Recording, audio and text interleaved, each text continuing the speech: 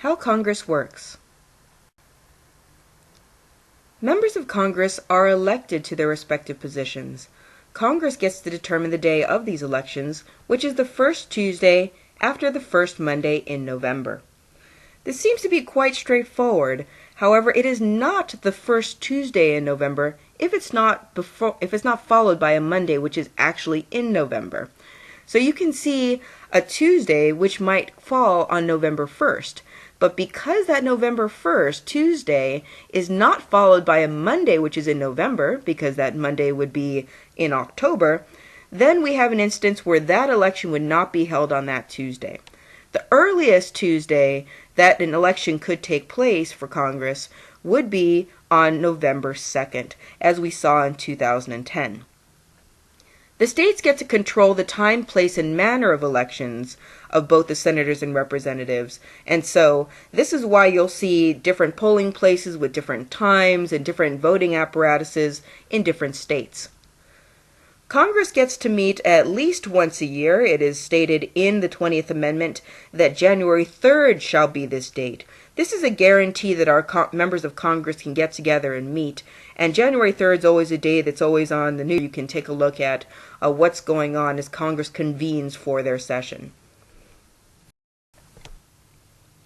Congressional procedure is done by Congress. It gets to be its judge of its own internal affairs. So not only does it get to choose the qualifications by which someone can become a member of Congress, it gets to also decide what the rules are for attendance, for proceedings and how they're going to be recorded, and how to get rid of a member of Congress if they don't want to have that person there anymore, or how to punish them for disorderly conduct. And lastly, they get to make the rules around how to adjourn that session, adjourn the particular session of Congress that they're working on. In order to conduct business at the sessions, there must be what is called a quorum. You might have heard this word before. They use it in a lot of different types of meetings, your city council meetings, for example, and even maybe some meetings that you've been to as a participant. All a quorum is a minimum number of members who must be present in order to carry out official business. If the quorum is 5, for example, then if there are only 4 members who are present, they can't vote or carry out any official business without having one more person at least join them. So each house needs a majority present in order to reach a quorum. Sometimes this is easy to get, and other times it's not. Members of Congress are very busy, and sometimes they won't come to the floor. And if that happens, there can actually be something called a quorum call. If a majority is not present, then there is actually a system by which members are called and compelled to attend so that a quorum can be reached. Each house gets to make their own rules to punish disorderly behavior.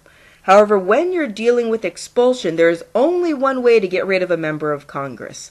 There's no recall here. It's not something that can be done by citizens. They can't go in like you would, say, in California to recall an elected representative. It has to be done within the particular house of Congress itself. The applicable part of the Constitution says the right to expel extends to all cases where the offense is such as is inconsistent with the trust and duty of a member. It's a very vague clause, and it doesn't necessarily list what the member has to have done wrong in order to get expelled. It really is a case for each house to look at on a case-by-case basis and decide whether or not that individual should be expelled. In order for that person to be expelled, 2/3 of the House must vote for the expulsion of that member. Congress makes its own rules much in the same way that it makes laws that we'll talk about later on. There is a subcommittee and these little pink circles over here, which are divisions of the committee. And as you remember from the previous lecture, members of Congress are assigned to subcommittees, and this is really where they do their work. Think of it as work groups where they come together and they're working on particular bills, they're discussing particular issues, and they're doing this by subject. And so a particular subject would be the subject of that subcommittee, and they would get, say, all transportation issues, for example, or all light rail transportation issues, if the committee, for example, is transportation. and then they report out to the committee. The committee then works on this particular issue and then reports it out to the committee of the whole, which is the floor. The floor itself is the open site of public debate. Really, it used to be, now with C-SPAN you can get some subcommittee hearings and some sessions of the committee that you get to get televised and get watched. But really, the House and Senate floor, with its galleries on top, with its constant television of what's going on, is really the open site where public debate happens, where members get to make speeches and debate each other and show off to the camera what's going on. And this actually prompted Woodrow Wilson to say that Congress in session is Congress on public exhibition, whilst Congress in committee is Congress at work. In other words, they hunker down and they get to working on what needs to happen while they're in their committee sessions, and then when they get out to session on the floor, it's a different story, and they're really more doing kind of a crowd-pleasing exhibition of speeches and other things like that can be shown off for the public. Two things to be aware of on the House and Senate floor. In the Senate floor in particular, there is the filibuster. And the filibuster, as we mentioned before, is an unlimited and often irrelevant debate which is designed to kill a bill in the Senate. Nowadays, you actually don't have to filibuster, and oftentimes just a threat of filibuster by a party is enough to accomplish its goals. There's also cloture, which is a motion to limit the debate, which can happen, but it needs 60 votes in order to make it happen. The House and Senate committees, much smaller, of course, than we see on the floor, most of them are closed. And this is where debate for members happens. This is really where the work, you can see the piles on each desk. My guess would be that's a bill that they're reviewing in that particular session. And they get to be really experts in their topical area, because unlike on the floor where all the bills are heard, in the committee, there's only a specific topic which is discussed. And so because they see bills regarding that specific topic, they're able to look over, become more subject matter experts in that particular area. The bills have to be reported out of committee in order to ever reach the floor for a vote. And so sometimes bills actually die in committee. They don't get reported out, and the committee decides that it should never actually go to the floor, to the House floor. And so if it doesn't ever get reported out of the committee, you'll never actually hear about the bill ever reaching law. It needs to get out of the subcommittee, get to the committee, and then get to the floor in order for it to even be voted on. The different committees can be particular to each house, or there can be joint committees in which you have a House committee and a Senate committee working together. And so you have members from either house coming together to work on one particular committee. There are 4 different types of committees. The joint committee I've already mentioned. There are standing committees, which are permanent, specific policy areas, the ones that you're going to see come up over and over again, which are part of the everyday work of the Congress. There are also select committees, which are temporary committees. They tend to come up to gather information about a particular topic which is not covered by a standing committee. And then there are conference committees. Conference committees come together after a bill has been introduced in one house, it's gone to the other house, and there are differences between the two bills.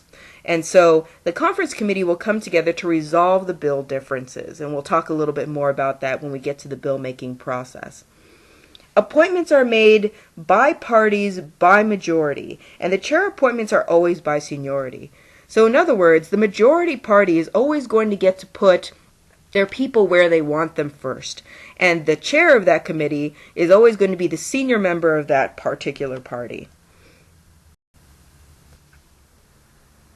This is a matrix we've used before, but just to show it here again, the number of standing committees which exists and the committee assignments per member, now that you have a better understanding of what these types of committees are. This also includes a Rules Committee. There is a Rules Committee in the House of Representatives. It's where amendment and debate of a bill happen. But in the Senate, we actually do not have that. And then just a reminder that the Senate is only the only user of the filibuster. So there is no limit on floor debate in the Senate, although there is in the House. Journal and adjournment. Each House must keep an official record, which includes the votes on legislation. Now, this is not to be confused with what's called the Congressional Record. That's actually a different publication. The official record of each House is a different publication which is kept and is very specific. Neither House shall adjourn for more than 3 days during the session that's provided for in the Constitution, or else one House might delay another if they're going back and forth trying to work together to make laws. And so we have the official record, which can actually be read. You can actually go in and read the official records of either House, and that is the official journal for each House. And then in terms of adjournment, we have a law in there that during a particular session, they cannot adjourn for more than 3 days, because if they do, they may hold up the other House that's trying to work. Particular congressional privileges, a couple here that I want to highlight. Number one is compensation. So members of Congress are paid, that's right, even through federal shutdowns, and they are paid out of the Treasury, which means federal taxes. So they are paid by taxpayers. Anyone who pays federal taxes is going to pay their salaries. Congress members cannot vote themselves pay increases in the same term. They also can't vote themselves higher offices. What they can do is they can say, I think Congress really deserves to have a pay increase, and so we're going to vote for a pay increase to take place, 10 years from now, for example.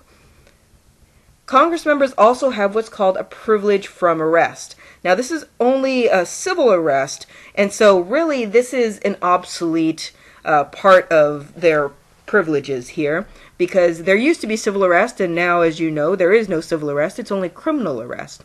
However, there is a measure that generally there isn't going to be interruption of the session to arrest somebody criminally. So even though it's not part of the Constitution, it's not in there, they do get a little bit more leniency that way.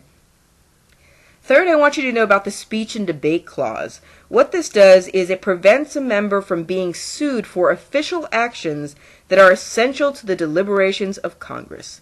Basically, that means you can't sue them for doing their job. You can't sue them for making a decision or enacting a law which you don't agree with, or doing anything else which is essential to their particular work. Now let's discuss how a bill becomes a law. All a bill is a proposed law, and you may have seen the Schoolhouse Rock video on how this happens. If you haven't, it's a great short YouTube. Check it out, Schoolhouse Rock, How a Bill Becomes a Law. It's a really great way to describe this process. Bills can originate in either house, either in the House or the Senate. If they originate in the House, they're going to have an HR at the beginning. So you can take a look at this quite old bill, which is up here. And the circled HR represents that this particular bill started in the House of Representatives. Next to that, there's going to be a number, which is the bill number itself. Similarly, you can see in the California Legislature, if it says, for example, AB 109 or SB 245, that means it's an Assembly bill or a Senate bill. So by the name of the bill itself, you can tell which house the bill originated in. The only exception for Congress is that revenue bills must start in the House of Representatives. This is the life cycle of a bill in Congress. The bill gets authors, and the bill's authors who write it or who sponsor the bill are going to report that bill to a specific subcommittee. Now remember, subcommittees are topic specific, so that member who actually wrote or authored the bill might not be a part of that subcommittee. They may just be sponsoring the bill, but not be assigned to that particular committee that the bill would be going to topically. And so That's why you have a lot of different bills which come up with multiple sponsors, because you want to get as wide a basis of support for the bill as possible when it goes into its subcommittee. The bill gets debated in subcommittee, and then when it's done being debated in subcommittee, if they give the stamp of approval, it moves on to the committee itself. And then the committee gets to work on it, and as we talked about before, if it gets its stamp of approval in the committee, then it is reported out to the floor, and is reported out to the floor of the first house, the House of Representatives or Senate, whichever one introduces it. Now what happens there is that it is debated upon, it is talked about, and it is voted on. And then if that bill gets its stamp of approval and passes, gets enough votes to pass in that house, then the bill will be moved over to the second house, and the entire process starts again. And so it can originate in the House of Representatives and then go to the Senate, or it can originate in the Senate and go to the House. But at the end of the day, both houses must pass identical versions of the bill. If they don't, then they have to call the conference committee together in order to iron out the differences and see if they can come to some sort of agreement. After the bill is passed by both houses, it then goes to the president. This is part of the Presentment Clause of the Constitution, and it says that all legislation must go to the president except for constitutional amendments. When the bill lands on the president's desk, the president has three options. The bill can't become a law without him. The first option is that the president can sign the bill. If the bill is signed, then it becomes a law. The second option is that the bill can be vetoed by the president. In other words, he doesn't sign it, and it will not become a law. Congress can then turn around and override the president's veto, but they have to do it by 2/3 vote, which is often very difficult to get. The third thing that the president can do is he can pocket veto the bill, which means it's going to automatically become law 10 days after it arrives on his desk, while Congress is in session. So in other words, he can do nothing.